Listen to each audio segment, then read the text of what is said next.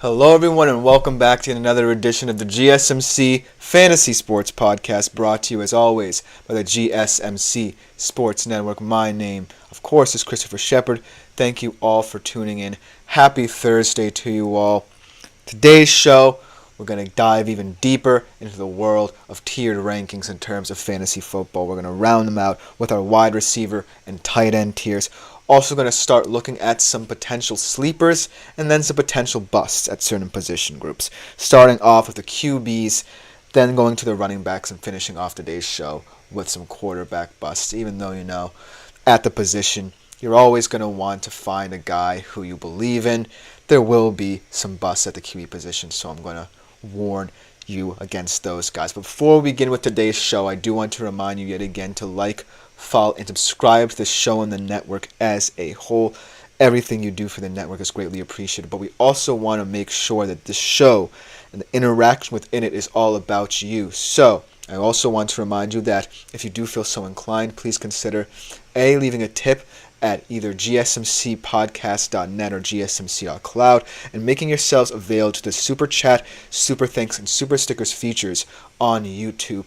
It's a huge support to both me, especially my fellow podcasters in the network as well. Go check them out if you so like, follow, and subscribe. But without further ado, let's jump right into the show as we get some more people trickling in here. Let's start off in the realm of tiers. And let's start off with the wide receiver position. We've talked about them all week. We've talked about how to strategize for them, how to get the most value out of them. They are a highly coveted position in fantasy. They are the hot commodity. And this tiered ranking right here will show how many different ways you can evaluate the wide receiver market, whether you don't necessarily value it as much as others, or you're all in on the wide receivers, especially starting off in the first round where it gets really interesting and descending down to later rounds. It certainly is going to be a market that you're going to want to look out for. So without further ado, let's talk about the wide receiver tiers here. I'm going to start off easy in round one. You open up, Christian McCaffrey, Breece Hall are probably gone, picks 1 and 2.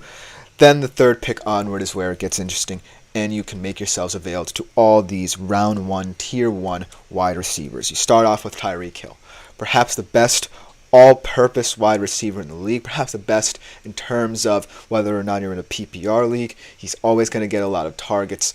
I always project him as perhaps the most integral piece of the Dolphins' offense. I know that it is a multifaceted offense with all the pieces within it, including Jalen Waddle, Devon Achane, and running back, and Raheem Mostert as well.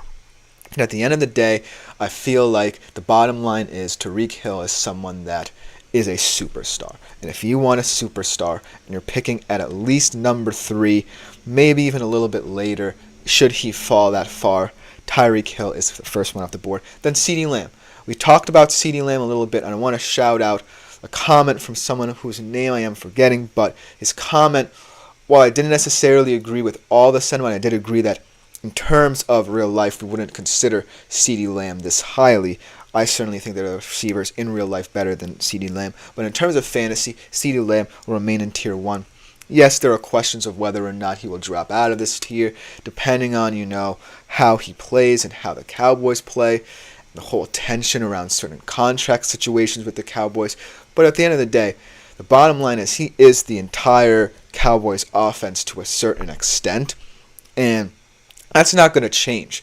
They locked him up because they believe that out of all the players on offense up for big contract extensions, well, just him and Dak really, but out of both of them, he is the more important part of their immediate success. CeeDee Lamb is up there. And then you have these lower-end tier 1 guys who I really like. You have Jamar Chase, Justin Jefferson, and Amon-Ra St. Brown, who I personally picked at number 5 overall. And out of all of them, I do believe that he has the most chance to cement himself as a tier 1 player in the foreseeable future. 1,515 yards last year, 10 touchdowns, first-team All-Pro selection. So, as I was picking him in round 5, I was thinking, well, maybe it's not the best value pick, but he certainly feels like someone who merits that kind of consideration, especially on a team like the Detroit Lions, where even though he's not getting as many targets as other receivers in this tier, he's making the most of them. And then the player who I think might drop out of this tier is Jamar Chase, and here's why. There has been word coming out of the Bengals camp that Jamar Chase is not practicing and is holding out, even though there are still 2 years left on his current deal. Now, as we know, his teammate T. Higgins has been franchise tagged, so there has been kind of a modicum of concern surrounding the Bengals wide receiver room and how it's going to look in the future. And this situation with Jamar Chase certainly gives me pause because he still has 2 years left. T. Higgins certainly seems like he's getting a little bit tense in terms of his future. And also, in terms of the partnership between him and Joe Burrow, that seemingly has been cemented ever since they were college teammates at LSU.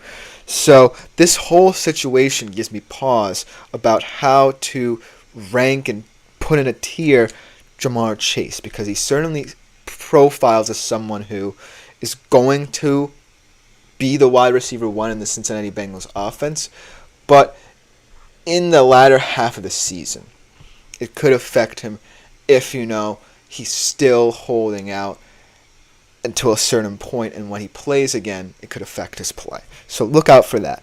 Then let's go to Tier 2, because this is where it opens up a little bit more. So we're talking about the latter half of the first round going into the early parts of the second. You have A.J. Brown, an interesting pick, Puka Nacua, Garrett Wilson. Those are the three who kind of open up the rest of the rounds. And let's talk about each of them. A.J. Brown, very sneaky kind of player, right? Because he's in a Philadelphia Eagles offense that does rely on him as that vertical threat, but also as that wide receiver one. But when I think about it, I think of him more as a vertical threat than a true pure route runner. When I think about what they did, and this is also alluding to a previous mistake I made in a show when I said that Jahan Dotson was still a Washington Commander. He is now a Philadelphia Eagle. I think about route running guys a lot in terms of fantasy, and it kind of stands out when we're talking about the latter stages of the first round. Should you want a wide receiver at that point, that A.J. Brown fits that profile. Because when I look at the profile of the Philadelphia Eagles offense as a whole, it's starting to become more versatile in terms of who the pass catchers are. I like Devontae Smith. He also is a vertical threat. By getting Jahan Dotson, you get a safe pair of hands, fantastic at the catch point, and fantastic route runner as well. So A.J. Brown's profile certainly feels like one that doesn't necessarily stand out to me. And then Puka Nacua. We'll talk about him a little bit later next week, but he is in a weird situation as well. As we get a comment from Poets, Seers, and Sages, did you talk about Debo yet? What do you think about him? That's a fantastic question. We will talk about Debo more extensively, but to answer your question immediately, I like him a lot. I think that he has one of the most unique skill sets out of any wide receiver in the NFL, but there's a reason why he's not named in, say, a Tier 2 where a lot of people will consider him in real life. Because in fantasy terms, if you look at the profile of the San Francisco offense, there is a lot of wealth at the skill positions, especially at wide receiver. You have Brandon Ayuk. I know his contract situation's a little iffy right now, but he is skilled as well, very productive for them. George Kittle, a fantastic tight end, both blocking and receiving. Jawan Jennings is an interesting piece, especially as we saw him in the playoffs. So there's a lot of question marks surrounding Debo in consideration of his offense. That's why he's not in this tier, but that is a fantastic question. So Poets, Seers, and Sages, to kind of summate everything that I've said, as Shep Easy's Sweet Spot says, what's your take on the target share in Philly? That's another fantastic question, and kind of bring me back to Tier 2. I think the target share in Philly, and what I'm hearing from their training camp specifically, is that Devontae Smith is actually going to start becoming more of a wide receiver one. And that really makes me question how A.J. Brown fits into this tier as well, to kind of bring it back to the whole A.J. Brown situation, because I love A.J. Brown. He's kind of one of those vertical threats who also feels so dominant, whether it be at the catch point in terms of his intelligence and intention in running vertical routes, but he also profiles as someone who, if his route tree isn't varied, probably won't get the respect he deserves, say, in a Tier 2 in real life, because I think more highly of him in real life, if that makes sense, than I do in fantasy. But in terms of the target share, it seems like Devontae Smith will get the lion's share of targets, perhaps upwards of 100 targets. And then bringing in Jahan Dotson, like I said, it makes it more intriguing about who will battle it out in terms of wide receiver 2, wide receiver 3. I think right now A.J. Brown is comfortable with the wide receiver 2, more familiar with the offense, obviously. But that does not mean that Jahan Dotson can't get up to that level. And then, of course, Dallas Goedert's an interesting tight end. We'll talk about him a little bit later in the show. So fantastic questions from both of you. Kind of getting back to that Tier 2, though. Thank you for bringing up A.J. Brown again, because he is kind of one of those weird receivers. But let's talk about Puka Nacua for a quick second. I like him a lot. I think, though, that I might have to pass on him a little bit. I'm not as confident in his target share as I have been if Cooper Kupp wasn't there. And then Garrett Wilson, I personally picked him up in round 2. But he is also interesting as well because he's heavily reliant on Aaron Rodgers developing a rapport with him, perhaps being the best QB he's ever had, but still, 1,000-yard receiver without, Aaron Rodgers at the helm. But really quickly before we go to break here, I want to break down some interesting players in Tier 3. Some of the players in Tier 3, Adams, Olave, Mike Evans, Michael Pittman, and Marvin Harrison Jr. The player who I think will drop out of this tier is Davante Adams, because I don't know the situation with him in Las Vegas. Even though you kind of feel like the cultural shift from Josh McDaniels to Antonio Pierce, I don't know how this is going to affect Davante Adams' decision-making, because there has been rumors about him being linked with the Jets, potentially a trade happening there. It hasn't kind of come to fruition just yet, but it has kind of really muddied my opinion of him. But then, a player who I think will be on the rise, obviously, Marvin Harrison Jr. 4th overall pick in this year's draft, going to the Arizona Cardinals, immediately profiles as the wide receiver 1 in that situation. I think him and Kyler Murray will have a lot of fun. But then last but not least, let's quickly go over, before we go to break, tiers 4 and rounds 3 and 4. You have your Deebo Samuels, like Poets, Sears, and Sages brought up. You have your Drake London. You have Nico Collins, DK Metcalf. You have DJ Moore, Brandon Ayuk, Jalen Waddle, and a player who I really like, not just because of my Seattle bias, but DK Metcalf, because he's always going to stay in that consistent zone of the top 15 to 20 guy. He's never, I believe, had a season where he's profiled as lower than wide receiver 23 in any of his seasons in the league. That's a pretty impressive stat for someone in this tier. And then I guess a player who I will drop are kind of those 2 San Francisco wide receivers. I have more questions about Brandon Ayuk. As Tap to Learn says, McLaurin belongs in there somewhere. I agree with you. I don't know why he's not in any of those tiers, especially now that he will get a lot more targets due to the absence of Jahan Dotson. And Jaden Daniels especially will be looking for him as a vertical threat. Fantastic verticality. So I see no reason as to why there is no one that really can be bumped down to put Terry McLaurin, in my personal opinion, and at least in year 3. Remember, this is ESPN. I'm taking kind of their blueprint and kind of giving my personal opinion on it. I would personally, if this were up to me, put Terry McLaurin kind of in that tier 3 range. So that is a fantastic point, Tap to Learn. That is a wide receiver who I highly consider to be someone right now who could potentially vault very high up in terms of tier. That's a fantastic point.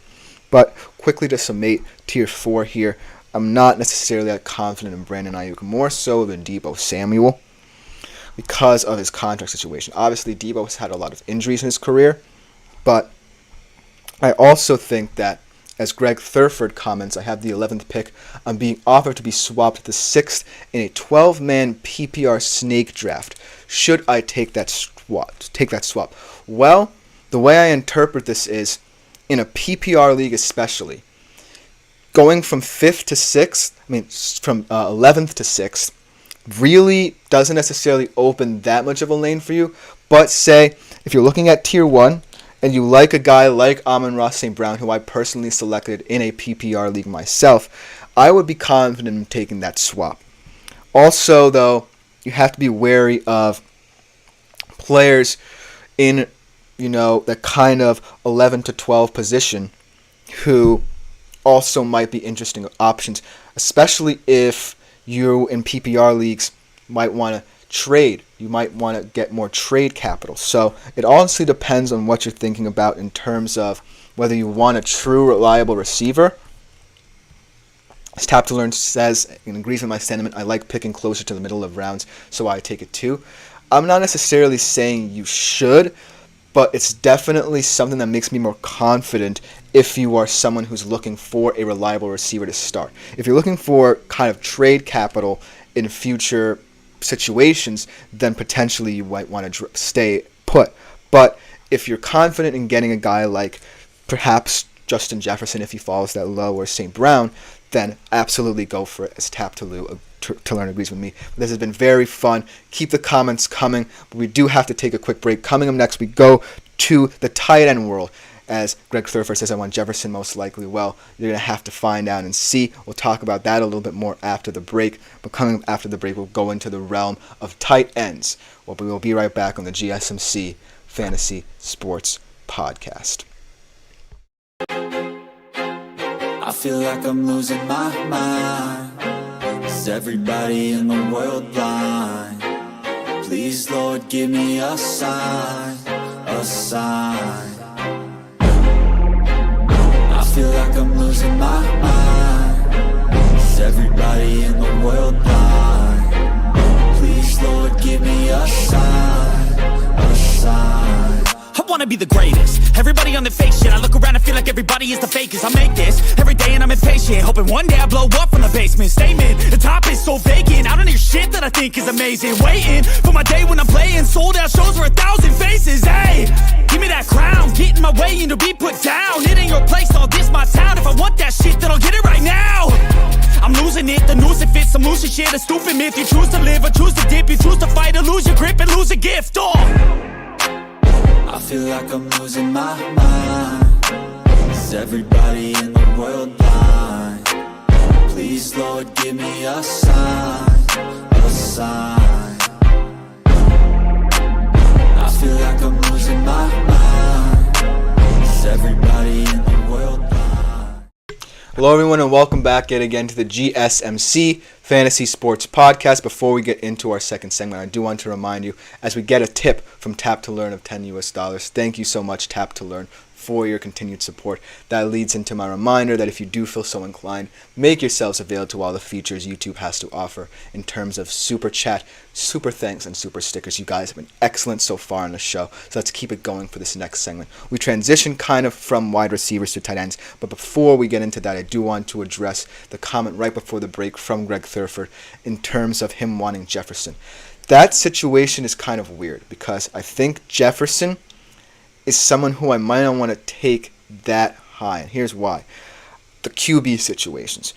I really took Amon-Ra St. Brown where I was at 5, mainly because Jefferson, in my humble opinion, is a superstar.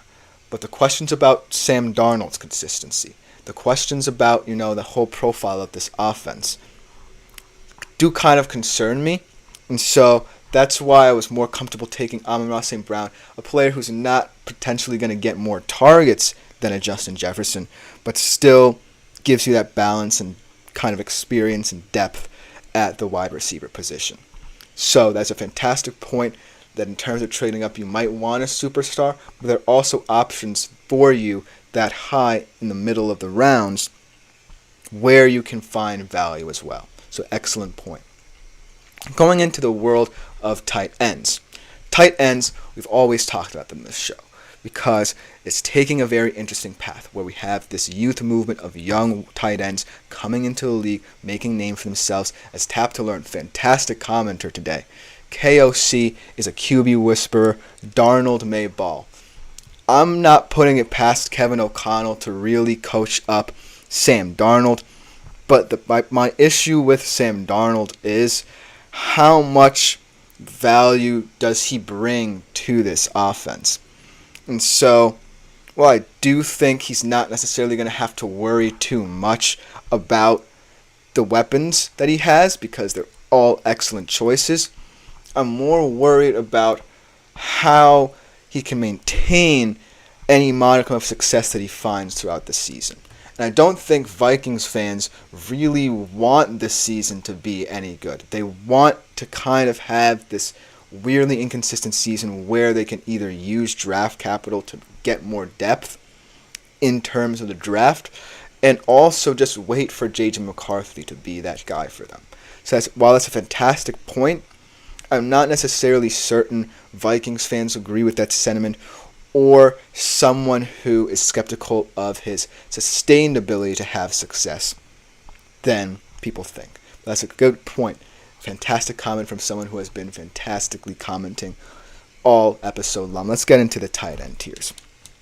As I said, there are two pathways you can approach the tight end position. You can go young, and in this tier 1 between Laporta and Kelsey, I like Kelsey for at least one more season, but Laporta next year's value is going to skyrocket, especially if he has another breakout season.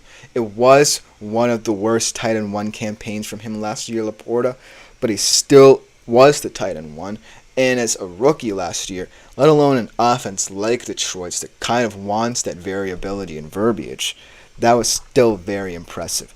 So this youth movement of tight ends you have to be very wary of, especially if you're someone who values tight ends at a premium.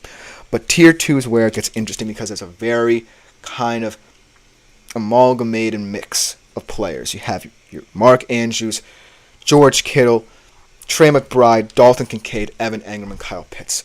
Both young and old guys. Andrews and Kittle have been doing it for quite some time. They bring experience. Mark Andrews, though, does have an injury history. George Kittle, to a lesser extent as well, has an injury history. But I still think Kittle, out of both of them, is the better option out of the old guard. Then we look into the more new guard. I really like the upside of a guy like Trey McBride. And the Arizona Cardinals, yes, they drafted Marvin Harrison Jr. to add more depth to their wide receiver room, but Trey McBride is a sneaky threat, especially in PPR leagues, especially in terms of if you want that level of touchdown production as well that someone can provide. He's a red zone threat, and I think he's also going to be very sneaky in the open field as well.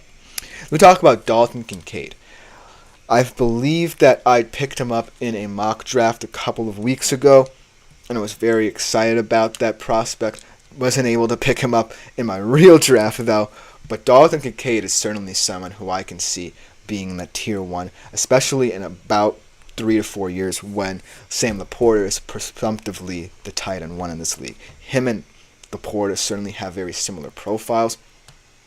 But in the Buffalo Bills offense, he's going to shine a lot. Because if they do kind of go less of a vertical route under Joe Brady in that offense, Dalton Kincaid can definitely work the middle of the field for Josh Allen, give him more short to intermediate area throws to get him more comfortable, because that was the problem with this Buffalo Bills offense. Josh Allen too often would go deep, try and find that deep ball, and it would fail. And this year I think that Dalton Kincaid is going to be the X factor in this offense. Then we look at a guy like Evan Engram, who's definitely underrated because of the fact that in that Jacksonville Jaguars offense, he might just be the best pure receiver if you think about it. Because when I look at the Jacksonville Jaguars, and I've said this time and time again, speed does not help your quarterback. Speed only helps your quarterback if you know how to utilize it. And right now, I don't think they know how to utilize guys like Christian Kirk, a guy maybe like Brian Thomas Jr., who I do have high hopes for, but let's see how he just factors in.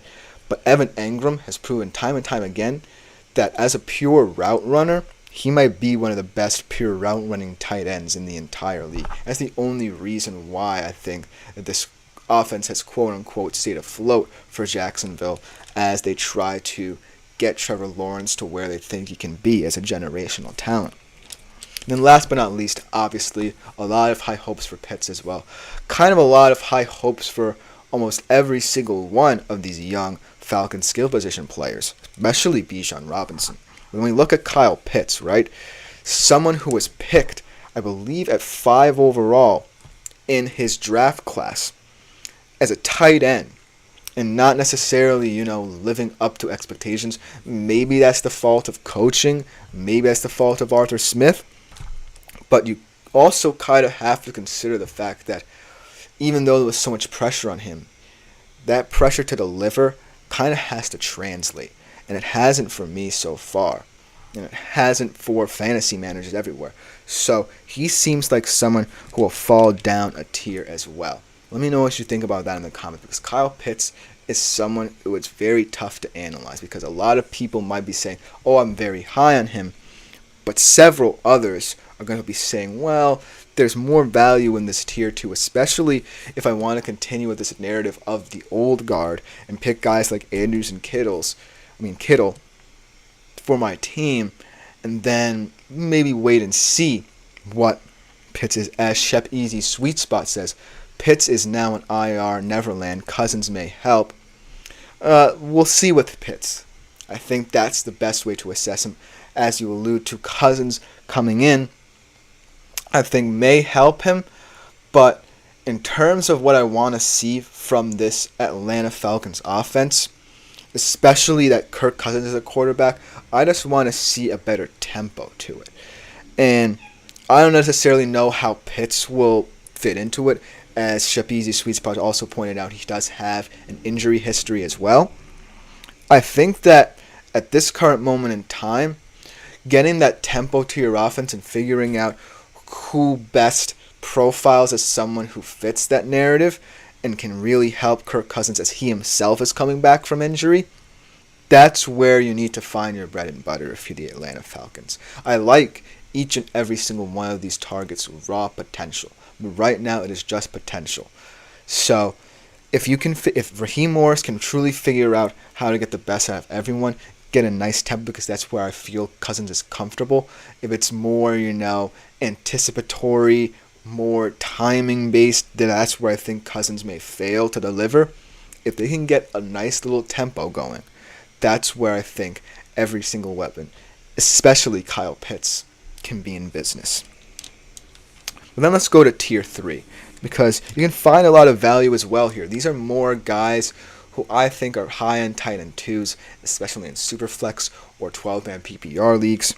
These are guys who add a lot of production in certain areas of the field. You're talking about Jake Ferguson, you're talking about David Njoku, you're talking about a potential breakout star as well in Brock Bowers, then Dallas Goedert, Pat Freiermuth, and TJ Hawkinson. The players who I really like, let's talk about Ferguson and Njoku, because they're both very versatile guys in respective traits. Ferguson, very powerful guy, very powerful in the red zone. David Njoku, my question about him, especially now that you have Lamar Jackson coming back from injury, my big question with him is whether or not he can sustain the level of play we saw from him in playoffs and in the regular season when Joe Flacco was the quarterback for the Cleveland Browns. Because if he can get to that level, that speaks to how the Browns might evolve on offense and how the Browns might get the best out of Deshaun Watson. Because I really like when Kevin Stefanski schemes up play action. We saw it in the Baker Mayfield era a little bit. I hope we see it even more with Deshaun Watson, because that's where I think he's most comfortable. Not to take away from Deshaun Watson, I know I'm rambling on about him a little bit because we're talking about tight ends here, but not to harp on that. But I think he will be more comfortable if he's running with the intention to pass than just running, even though that's one of his best traits. Now, David Njoku, going back to him, is also someone who profiles potentially as one of the better vertical threats on the Browns in a weird way. They brought in Jerry Jeudy, who can be interesting vertically, but hasn't really delivered to that point in Denver. And then you have Amari Cooper, who is getting up there in age. I just think that David Njoku is going to be someone who could potentially find himself in a higher tier. And then Brock Bowers is just a very hopeful prospect, in my opinion, because the Raiders right now don't necessarily fit the profile of a team that will want to throw the ball as much. He can be used in many different alignments. If Gardner Minshew finds a rhythm passing the ball as the starter. But at the end of the day, the bottom line is, I don't necessarily see how Brock Bowers will fit now in this offense, but maybe in the future he will find himself in a higher tier. And then guys going down the list, Goddard, Pat Freiermuth, TJ Hawkinson. That's a kind of a weird group. I like perhaps Pat Freiermuth the most because he's perhaps the second option in that Steelers offense as a receiving threat. And then Hawkinson is also a weird because he's on the physically unable to perform list, might miss at least 4 games. And we'll talk about him a little bit more as Shep Easy's sweet spot. IMO, Freiermuth is interesting for a bounce back good value pick. I agree with that sentiment. I agree that Pat Freiermuth is going a little bit under the radar because outside of him and George Pickens, I really think that this offense was going to have to focus on getting the best out of Russell Wilson. And when Russell Wilson was in Seattle, they definitely had like a lot of interesting tight end concepts while he was there. So having a guy like Pat Freiermuth will be helpful to Russell Wilson because he was named the starter for Week 1 in Pittsburgh. So thank you for that comment. Very astute observation. I agree with that sentiment. But that will just about do it for this segment as well. Coming up next, though, we go into the realm of sleepers and busts. We start off at the quarterback position. Even though, quarterbacks aren't necessarily as quote-unquote highly coveted as some other positions, they still can win or lose you games. And we'll get to the comment from Tap to Learn after the break as well.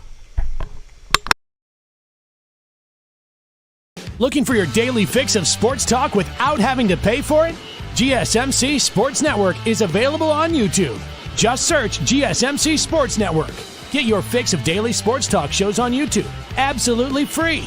NFL, college football, NBA, MLB, MMA, UFC, fantasy football, and so much more. GSMC Sports Network has shows running all day long, with new sports shows starting every 2 hours. Just like on your favorite cable sports channel, except GSMC Sports Network is absolutely free. Just search. Hello, everyone, and welcome back to the GSMC Fantasy Sports Podcast. And before we get into our third segment of the day, I do want to go back to Tap to Learn's comment that we just got right before the break. Hawkinson injury was so bad, I'm wary about rostering him. And I think you all should kind of be a bit wary, right? Because ACL, MCL injuries are very tough to come back from, especially, if the Vikings are talking about not rushing him back. Maybe if they are contending, you'll see him kind of come back in the middle of the season. But the reason why I'm still so high on him is that as a kind of overall threat, we get down to that fourth tier of tight ends, and we disregard injury, and we just look at this at face value. There's questions about David Njoku playing with Deshaun Watson because his kind of production dips when he does play with Watson. We'll talk about that a little bit next week. Brock Bowers is an unknown commodity. I like Dallas Goedert a little bit, but in that Philadelphia Eagles target situation, I'm not so sure. And then Pat Freiermuth, I really love him, but the Pittsburgh Steelers offense profiled as one of the most anemic in the league. And so, in this tier 4, if you disregard injury, would you say TJ Hawkinson presumptively could be the best out of that fourth tier? Maybe. I would put him, if injuries were disregarded, kind of in that 1 to 3 range in that fourth tier. So while you should be wary about rostering him, and ACL and MCL injuries are always terrible, we see it with Nick Chubb right now as he's recuperating. We see it a little bit with Jonathan Brooks, who we'll talk about next week. He still profiles as a tight end, when healthy, that can be effective in fantasy. It's a fantastic comment yet again, Tap to Learn, one of the best commenters of the day.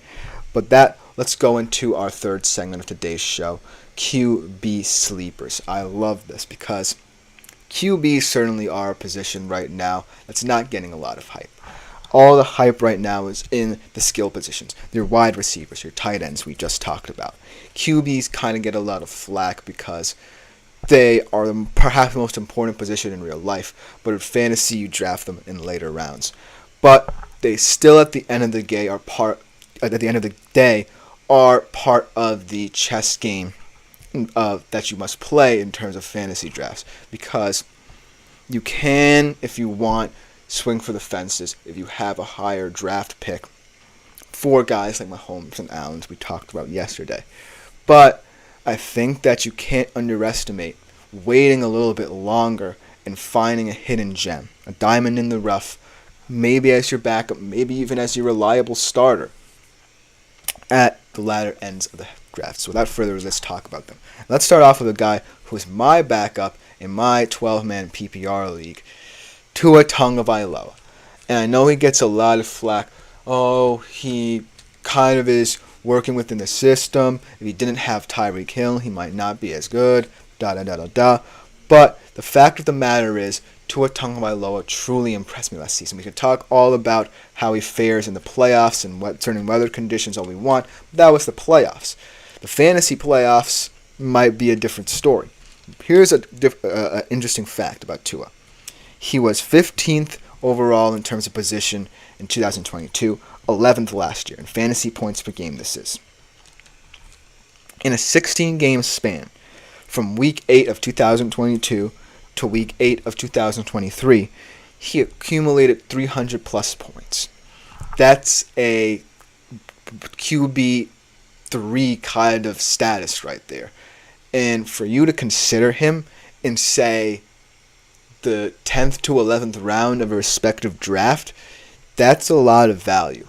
And I think Tua definitely, if, McDaniel buys into this culture of not just focusing on speed, but utilizing it in different ways, then Tua will get a lot more production, not only out of his receivers as well, but make the Miami Dolphins potentially appealing. Because I do worry about the Miami Dolphins as a team to call most of your fantasy players from because of how they use their speed. I've said it before, I'm worried about Devon Achane. He'll be gone by around 8 IMHO, so Chef Easy sweet spot. That is kind of high for a quarterback in my mind because of the fact that in my particular draft there were so many good guys that went late that you would see as a potential starter or backup, like a Jared Goff or a CJ Stroud or even a Matthew Stafford. But if that is your sentiment, then you should go for it. You could set the standard for either a reliable, competent starter or a guy who you're comfortable as your QB2. So that's an interesting point because in the QB market, people often forget that outside of the 6th to 7th rounds, where a lot of high-end QBs tend up going early on, rounds 8 through 12 generally are going to find a lot of talent. You can even wait for your starter until then. I know that sounds a little bit hypocritical, but I feel like you could wait for your starter for, say, 9 rounds or so. And to your point, round 8 is also the realm where the QB market tends to open up a little bit more. So that is an interesting point. But let's look at another guy, first season in the league, who I have a lot of hope for. How about Jaden Daniels? I know he just lost Jahan Dotson, but he certainly has a sneaky, intriguing offense at his disposal. He has a fascinating backfield with Brian Robinson Jr.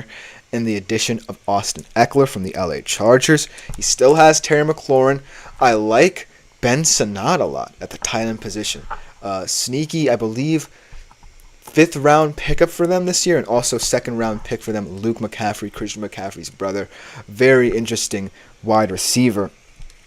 But to go over some stats for Jaden Daniels, last year was a Heisman Trophy campaign for him at LSU, with the FBS leader in yards per pass, yards per rush, and like I said, he has all the weapons at his disposal. He opens up a lot of avenues for this Commanders offense, and while Dan Quinn profiles as a more defensive-minded head coach, I certainly feel like Jaden Daniels is one of those QBs you can go all in on, even if you are a defensive-minded coach, because of the traits he brings. And if we see his preseason, he looked very impressive and very comfortable throwing the ball vertically to a guy like Terry McLaurin. So that's another facet of the offense that could be open. So if you would like guns a-blazing young guys, pick up Jaden Daniels. And he will definitely be there, in my humble opinion, after the 8th, 9th round. And you would feel comfortable picking him up then. Speaking to in terms of rookies in rookie class, I still think Caleb is the better quote-unquote tiered player. But At the end of the day, Jalen Daniels, as Tap to Learn says, Cliff Kingsbury scares me as Commanders OC. He kind of does scare a lot of people, especially, coming out of Arizona and not necessarily, getting to a point where Arizona was seen as a contender. But if he does bring anything, he does kind of bring that West Coast style a little bit to this offense. You can't look past that. And so I think this offense, Jaden Daniels will have a lot of say in as well. It's not just going to be, Cliff Kingsbury. If Jaden Daniels proves that he can understand Kingsbury's playbook, as Tap to Learn says, maybe he's better coordinator than head coach, perhaps that is the sentiment here. Perhaps, a lot more avenues are opened up to him as a coordinator, a lot more variability in terms of how he sees his playbook and sets it up. But at the end of the day, I think that Jaden Daniels will have a large say in this. I think that if he understands and grasps the concepts that are put forth in this offense, he will shine. And he has the weapons to shine. He can rely on the screen game with a guy like Brian Robinson Jr. or Austin Eckler even. He can rely on the verticality and the intriguing options that he has outside of Terry McLaurin in Ben Sinnott and Luke McCaffrey. So I think that duality between Kingsbury and Daniels is important, to your point, Tap to Learn. But I think that the reason why a lot of people have Jaden Daniels as a sleeper is because of his own abilities, his own traits that bring out the best in him. So fantastic point there. But some other guys for your consideration. Let's talk about Will Levis a little bit, because a lot of people might be skeptical of that name. A lot of people might think, well, while he certainly has some of the more intriguing weapons in the league, he's not going to be a guy. I think that the Titans are going to be a sleeper team. They're my personal sleeper team. I think that in an AFC South that's kind of getting a little bit overconfident in terms of who you see emerging from it, the Titans might sneak up on a lot of people. I think that Will Levis certainly has a lot of moxie, certainly has the arm strength of a fascinating young QB. I think that he also brings a level of control and composure to this offense with the way he plays. And I think that's what's going to be important as we look at the Brian Callahan era of this offense. Because in the Mike Vrabel era, it definitely felt like the QBs he had, Ryan Tannehill, for example, were supplementing the run game with Derrick Henry. I think that this is not going to be the case. I think that I love Tyjae Spears. Maybe Tony Pollard can get back to his 2022 Pro Bowler form. But at the end of the day, I like the moxie that Will Levis brings to the position. And then guys outside of that, Kirk Cousins, a lot of people are hyped about him going to Atlanta and having a lot of young weapons at his disposal. But also, I think that the question about Kirk is, what is he now coming off an injury? Can he be a tempo-based quarterback, which I think is the best, like I said in the previous segment, for him? Or is he going to have trouble if it's going to be more timing-based? And then you look at guys like potentially Matthew Stafford and Bryce Young. Bryce Young, we talked about a little bit yesterday, is a very deep sleeper. I think that Bryce Young can't get any worse than last year, like I said. I think that Deontay Johnson and Xavier Legette are two very interesting weapons. They don't necessarily fit the profile of a traditional wide receiver room, but they certainly are pieces that kind of are trying to solve the puzzle of the problem in Carolina. And so when I think about these overarching sleepers that people consider, a lot of these guys can be found in rounds 9 through 12 if you so wait. By all means, if you're confident in getting a superstar, go for the superstar. I'm just saying that the QB market is more wide open than you think, and these sleepers all profile as guys who can either be a competent starter for you in some leagues or can be nice QB2 backup options in, say, a 2 QB league, super flex leagues, PPR leagues maybe. But at the end of the day, you can't underestimate the power of the position. That should just about do it for this segment. Thank you all for commenting as well. Some fantastic comments about these guys. Keep them coming. But coming up, our next segment of today's show, we're going to switch over to the running back position because we have a lot of interesting guys there. We'll be right back after the break.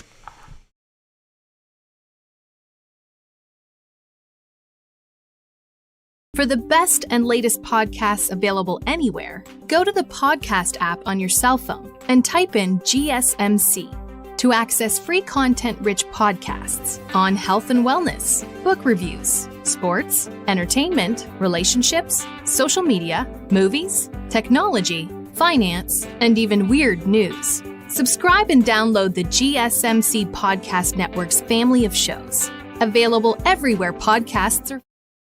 Hello, everyone, and welcome back yet again to the GSMC Fantasy Sports Podcast, brought to you, as always, by the GSMC Sports Network. Thank you all for commenting. We have some fantastic comments in our previous segments. Keep them coming for our next segment. We are switching over very briefly the world of the running back. We've talked about them a little bit in previous shows. But in terms of running back sleepers, I feel like it's a little bit easier than QBs because the running back market is so much more wide open and there's so many more options, especially in later rounds, like we're talking about the QBs, than quarterbacks you're comfortable with taking. But at the end of the day, it's all up to also how your draft goes, because let's say a lot of people are honed in on either the hero running back position, where you basically take your guy early on and wait, or the zero running back position where you risk it and wait. That really depends on how these sleeper picks will pan out, especially because they're all guys who profile as the second option in their offenses as well. So these are more of high upside guys than, overall starters. I know it's cliche to say when we're comparing the QB and running back market, because all of these QB sleepers could potentially start for you. But that's how deep the running back market is as well. And it certainly feels like it's part of the puzzle of the whole fantasy football draft strategy that people employ. Without further ado, let's talk about some running back sleepers a little bit. Let's start off in Denver, where we have a very intriguing running back room there. Let's start off with Jaleel McLaughlin. I really like this guy. He offers a lot of explosivity, a lot of yards after contact. He actually topped running backs in yards after contact per game last season, second in yards per carry, fourth in big play runs. So as you can see, all of those stats speak to his ability to be explosive in the open field. That being said, the Denver Broncos, will talk about this running back room a little bit next week as we go over some teams and skill position players next week that could be of interest in terms of fantasy. This Broncos running back room is the X factor here, because you have Javonte Williams, who has been largely inconsistent ever coming into the league. Coming into his fourth year, I believe, in the league, hasn't topped 1,000 yards, but has been on the precipice. Last year was very close. And you bring in a guy who I've actually seen live again, a Jersey guy in Audric Estime, who scored a lot of touchdowns at Notre Dame, 29, I believe. So this running back room certainly is fairly versatile. But at the end of the day, I really like Jaleel McLaughlin as the best fantasy play out of this one because of his ability, A, to be explosive in the open field, and B, I think he's the best receiver out of all these running backs as well. And because of that versatility, he's a sleeper. In terms of, whether he's or not he's going to be a starter for you, I don't necessarily think so. But he is a value pickup in, say, the 9th or 10th round if you're in a league where people are more or less inclined to be picking running backs higher and higher up the draft boards.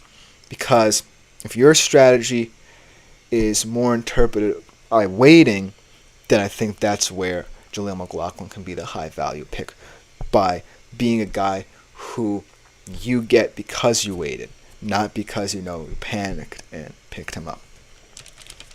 And then let's go to the Arizona running back room. We talked about this a little bit because a lot of people in the comments have been talking about James Conner as a really interesting piece in terms of running backs, as well as Shep Easy's Sweet Spot says, don't sleep on Jerome Ford, especially with Chubb uncertainty. I absolutely agree with that sentiment, Shep Easy's Sweet Spot. I love Jerome Ford. I love this guy in the open field. Seeing him last year, my only concern with him is that in the profile of the Browns offense, you kind of do need the Nick Chubb kind of physicality to open it up. And he doesn't necessarily profile as the most physical of running backs, but I do like him in terms of explosivity, much like I like Julian McLaughlin. So that's a fantastic comment. I'm not sleeping on him. I think that he should go in drafts. I think he can go as high as potentially the 8th round and as low as either undrafted or the 12th round. But he could also be an interesting stream option for many of you fantasy managers out there. So that's a fantastic point. I love Jerome Ford, but it's all going to be about how he plays in the Cleveland Browns offensive scheme. But let's go back to the list here that I have. The Arizona running back situation, as well as also something that I'm going to be monitoring, because James Conner, a lot of people say, plays better when Kyler Murray is healthy. But Trey Benson is going to be interesting. I believe he was their 5th round pickup this year. Capable backup to Conner. What I like about him is that he also kind of fits that profile of a physical running back in terms of, whereas some backups bring that explosivity that a Julian McLaughlin could, he's one of the more physical brand. So I like that the fact where, say he's in a 3rd and short situation or in a situation by the goal line, he's going to get a lot of touches there, going to get a lot of production, as a result going to get a lot of touchdowns as well. That's how I see him profiling. He's a very physical back, and I really like him coming out of college, coming out of Florida State, I believe. I believe he had a fantastic year last year. So look out for Trey Benson. That being said, I don't think he's going to be drafted, maybe because more people may not know about him than a guy like Jaleel McLaughlin, but I do think that if he does go undrafted, be very aggressive in the waiver wire to pick him up, especially in the latter half of the season when a lot of people may let their guards down in who they're giving up. And if someone did roster him and he is on the waiver wire, pick him up immediately. And then some other guys. Obviously, some guys who I've always been their champion on the show, Zamir White and Tyjae Spears. Zamir White, I'm telling you, his whole situation has changed, where this year he is the man in Las Vegas. Gone is Josh Jacobs. Gone is this overarching kind of feeling that everything is figured out in Las Vegas just because of Antonio Pierce. And so Zamir White immediately becomes the most appealing option for a lot of fantasy managers, especially as your backup running back or as a flex option. If you're in a super flex league, look for Zamir White as a flex option because he can be very valuable coming off the bench or even starting. He's a very interesting utility piece. And then Tyjae Spears as well.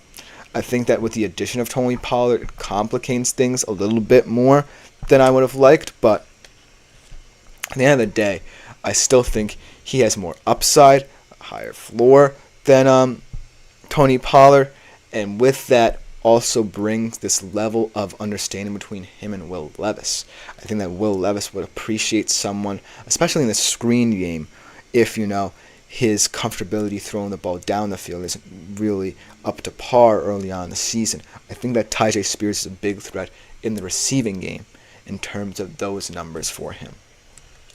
And then let's talk about a guy who I really like as well, Brian Robinson Jr. We talked about him a little bit, but outside of Brian Robinson Jr., because I think that while he is currently the lead back and obviously going to get a lot more attention because of that, he isn't necessarily someone I would be completely comfortable with, especially in situational moments.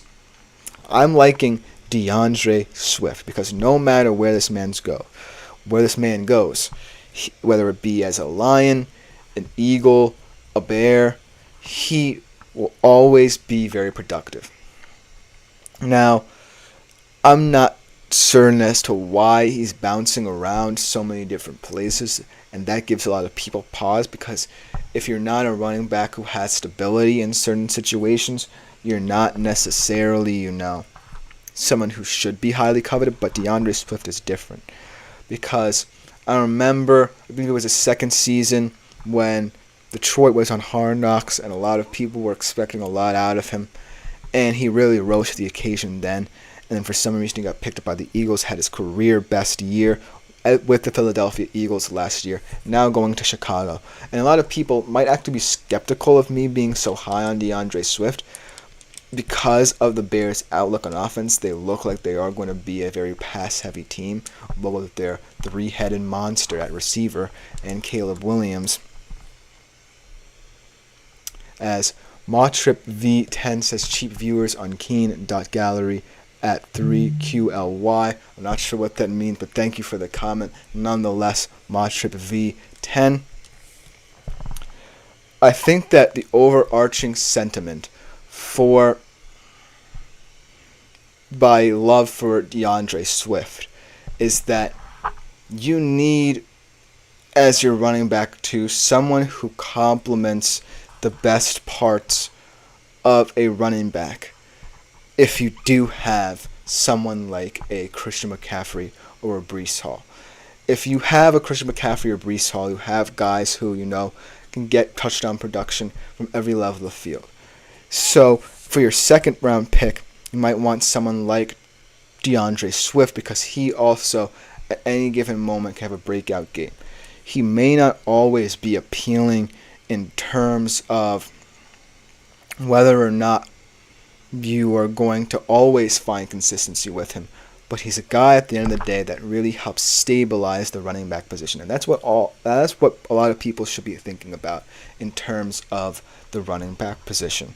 I think that the most important aspect of it is finding that balance, because there's so many different strategies to utilize in terms of the running back position. Shout out to my sister Olivia Shepard donating. Thank you for the tip, Olivia. I appreciate you tuning in to today's show.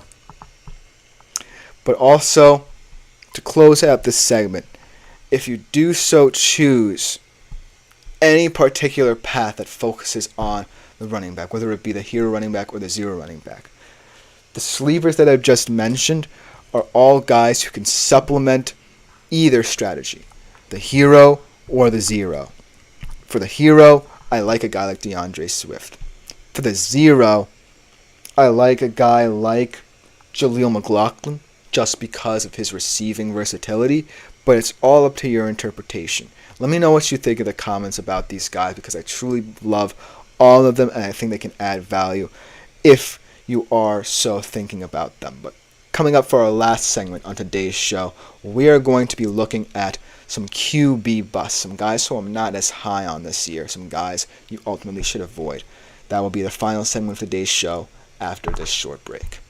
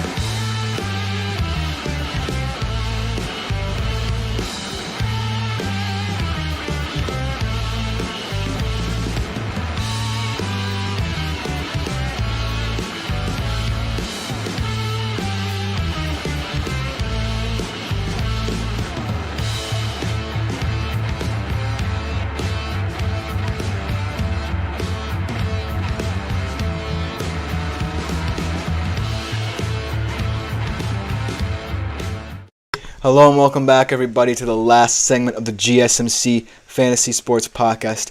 I hope you guys have enjoyed today's show thus far. I know I have, with all the comments. Also, all the tips as well, greatly appreciated by both me, my fellow podcasters, and the network as a whole. So thank you all for your support and continued support throughout the week as well. But our last segment of today's show is going to be kind of a sour one because we have to talk about, if we're talking about the realm of fantasy football, the bust.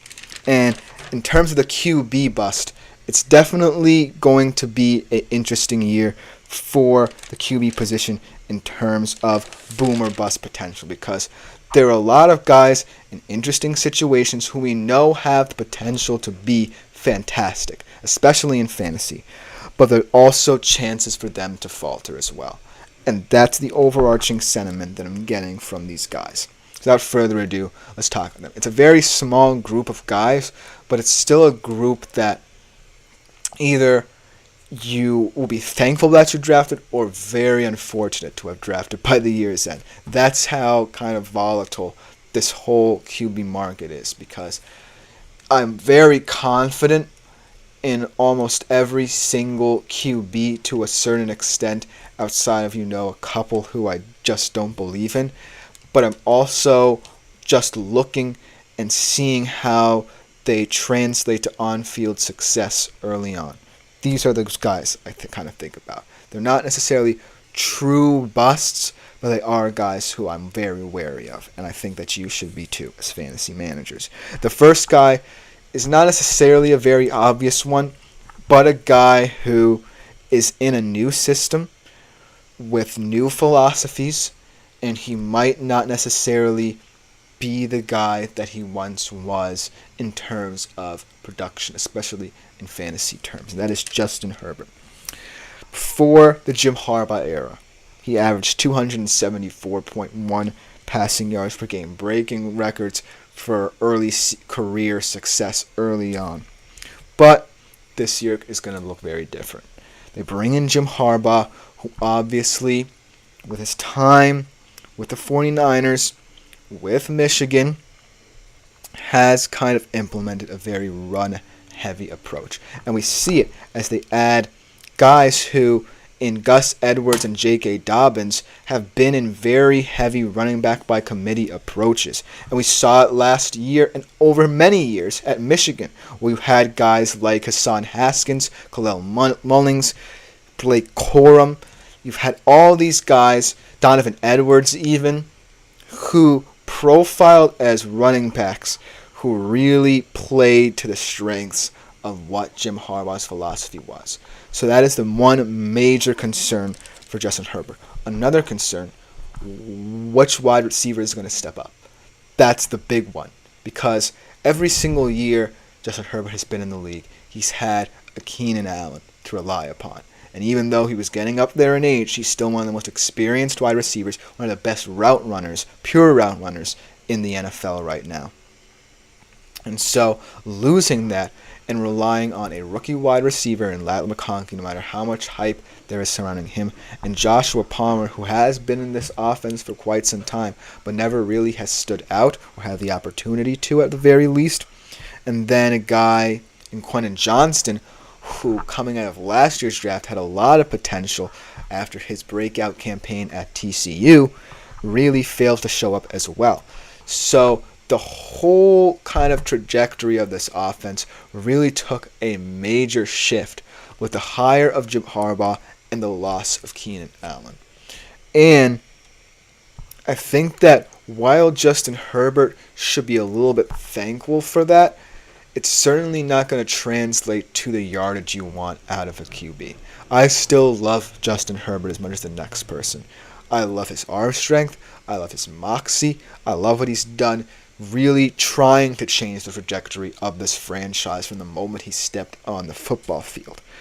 But the bottom line is he's the most at risk of losing the production that made him so special out of almost all of these guys who I'm going to name. And the other guy was a little bit more obvious, Aaron Rodgers. We talked about him all week.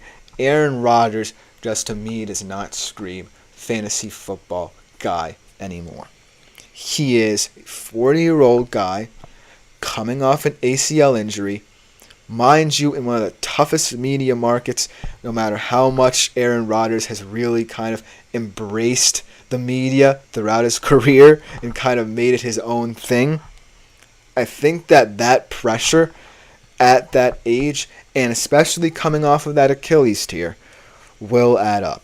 I like that Nathaniel Hackett loves him, and I like that for some reason the Nathaniel Hackett offense works best with Aaron Rodgers at the helm, and that certainly speaks for something. I think that the overarching theme here is that every single quarterback who has stepped into New York in the past couple of years, whether it be a guy like Zach Wilson or someone of that nature, has really kind of failed to live up to the standard. And this is not an indictment of Aaron Rodgers' career or what I think he could be now. It's more of an indictment of where he is in his career and where the Jets are. Because if this whole project doesn't work, then that's also largely not just an indictment of him, but of the Jets as well. So all of that pressure and turmoil really adds up to something that might not be the best situation. So take him if you will, but just know that the value that he brings is much less than when he was a Green Bay Packer. Tap to Learn, yet again, one of our best commenters of the day, saying Rodgers' chip on his shoulder is massive. That's always been his MO. I think that there are two sides to this comment, right? The chip on his shoulder now that he's in New York, and the chip on his shoulder he's had throughout his entire career. The chip on his shoulder as a Green Bay Packer was much kind of more the Aaron Rodgers who we've known and loved as a quarterback in this league. The chip on the shoulder he has in New York kind of feels a little bit more tense, if you know what I mean. It kind of feels more so like Aaron Rodgers is doing the Jets a favor than the Jets kind of giving Aaron Rodgers this team that should compete for Super Bowl contention. Because the bottom line is, Aaron Rodgers is always going to be confident in himself. As Tap to Learn says, are you saying he's a bitter old man? He might just be, you know what I mean? But at the end of the day, I think that the reason why Aaron Rodgers is a New York Jet is because they thought the project laid out for him would kind of simplify things for everyone. If they had the name Aaron Rodgers and he was just a competent enough QB in his age 40 to 40, what have you, seasons, they would be fine. The first one, okay, I'll give them that because it's a fluky Achilles tear and no one was planning for that.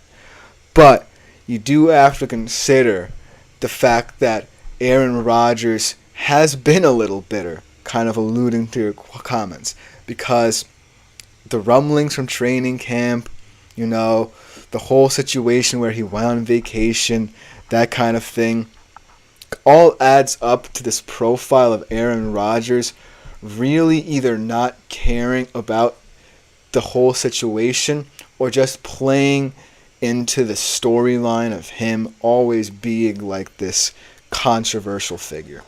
So make of that what you will. I'm not necessarily saying he's overarchingly bitter, but he is someone who just stands out as a guy who's always going to bring different storylines with him wherever he goes. But that is a very interesting assessment, Tap to Learn, of my opinions of Aaron Rodgers. As it did give me a laugh, so I'll give you that. But I'm not saying he's just bitter. I'm saying that, you know, it's just his profile and what his demeanor brings to the New York Jets. Let's talk about more to close out today's show of these QB quote-unquote busts. Because again, I don't necessarily think of all of these guys as busts. It's just their situations. So let's talk about Deshaun Watson, shall we?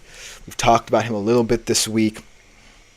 We've talked about how he really hasn't lived up to what's looking like the worst contract in NFL history if he doesn't necessarily prove that he can be the guy in Cleveland this year.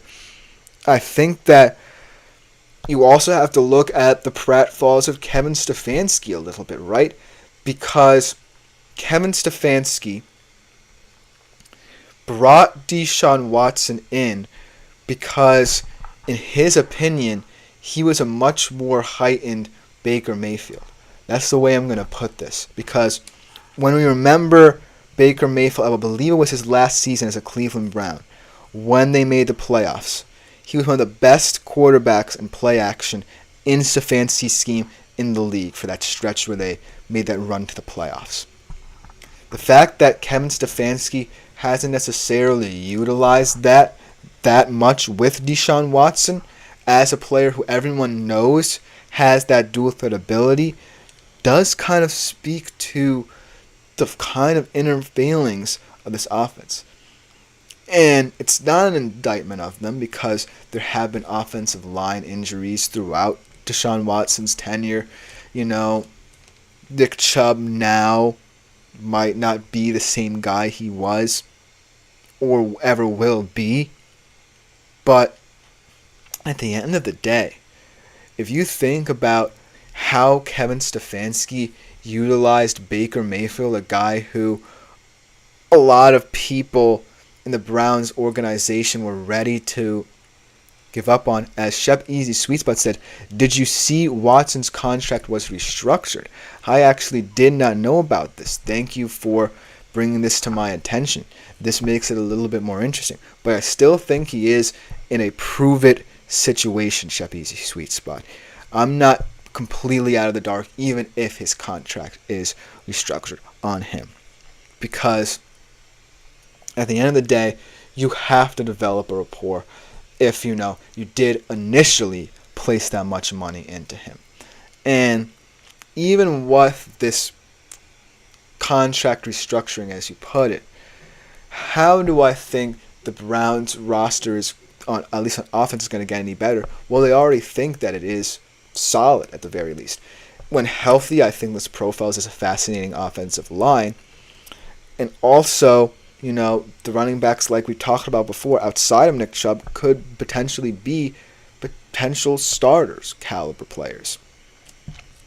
And then we also look at the receivers. Yeah, I don't like Amari Cooper because he's aging. Yeah, I don't necessarily like Jerry Jeudy as a big pickup or as your big acquisition for the offseason. But there are pieces there like Njoku. I think Elijah Moore is a fascinating route runner. So overall, I think that the Browns feel comfortable with what they have around Deshaun Watson, and now it's just all up to him. And I think that if he doesn't find that connection with Kevin Stefanski, he might falter a little bit. So that camaraderie is going to be something that I want to look out for. Thank you for bringing to my attention the restructured contract for him, Shep Easy Sweet Spot. But to conclude today's show with this overarching sentiment of quote-unquote QB busts, when I think about some other guys who I didn't get to mention, like Kirk Cousins, stepping into a new situation, Caleb Williams, these are all guys who potentially could be fantastic for you, but they're all in situations that are a little off-putting, if that makes sense. Because in my humble opinion, the QB market is very deep, 1 through 12. I'm talking rounds in fantasy football. You can find a lot of value. It's just about knowing every single guy's situation to a T and understanding the values and non-values of those guys as well. Understanding the situations that might be off-putting in terms of whether or not you should draft them. And that is what I want to end the show on. Thank you all for tuning in. Thank you again for the amazing comments. I love all your questions, your comments, your concerns. Keep them coming. Keep making yourselves available to all the features YouTube has at its disposal with the super chat, super thanks, and super stickers. But this has been yet another edition of the GSMC Fantasy Sports Podcast brought to you by the GSMC Sports Network. I've been Chris Shepard. Thank you. Same time tomorrow, 3:30 p.m. Eastern Standard Time. We will be back better than ever for another show.